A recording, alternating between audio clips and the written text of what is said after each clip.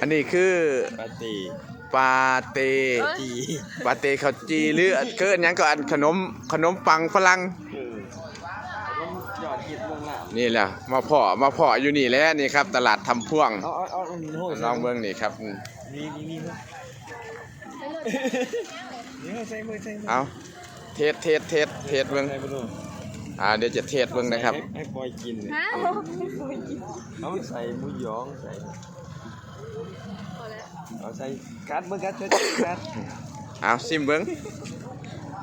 เอาใส่นี่เอานี่ดึกนี่ เป็นใดรสชาติ แซ่บบ่ บ่มีรสชาติหรือจังใด นี่ นะ มันใหญ่ ออกมาแล้วว่ารสชาติ แบบพิซซ่าเลย โอ้เหมือนพิซซ่าเอายังไข่อยู่คือพิซซ่าครับ ครับ ไม่ต้องหยอก ไปก่อน ถึงอุ้มยองแบบ